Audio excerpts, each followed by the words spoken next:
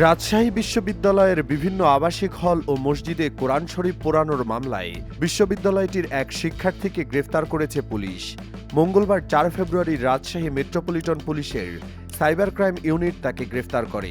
গ্রেফতারকৃত শিক্ষার্থীর নাম মোহাম্মদ ফেরদৌস রহমান ফরিদ। তিনি ময়মনসিংহের ভালুকা থানার ডাকাতি ইউনিয়নের মোহাম্মদ মুজিবুর রহমানের ছেলে। ফরিদ রাজশাহী বিশ্ববিদ্যালয়ের ম্যানেজমেন্ট স্টাডিজ বিভাগের ৫ম সেমিস্টারের ছাত্র। জানা গেছে, গত ২২ জানুয়ারি রাজশাহী বিশ্ববিদ্যালয়ের ৭টি হলের মসজিদের মেঝে ও শেলফে কোরআন শরীফ পোড়ানো অবস্থায় পাওয়া যায়।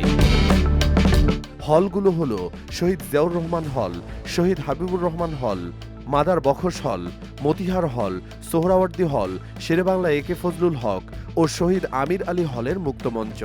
এ ঘটনায় বিশ্ববিদ্যালয়ের শিক্ষক, শিক্ষার্থী এবং সংশ্লিষ্টদের মধ্যে বিক্ষুব্ধ প্রতিক্রিয়া ও ক্ষোভের সঞ্চার হয়। পরে এ ঘটনায় বিশ্ববিদ্যালয় কর্তৃপক্ষ মতিহার থানায় একটি মামলা দায়ের করে। পুলিশ জানায়, মামলাটির তদন্তে বিশ্ববিদ্যালয়ের আবাসিক হলসহ অন্যান্য স্থানের সিসিটিভি ফুটেজ বিশ্লেষণ, সংশ্লিষ্ট ব্যক্তিদের জিজ্ঞাসাবাদ এবং প্রযুক্তিগত বিশ্লেষণ করা হয়। তদন্তে ঘটনার সাথে রাজশাহী বিশ্ববিদ্যালয়ের এক শিক্ষার্থীর সংশ্লিষ্টতা পাওয়া যায়।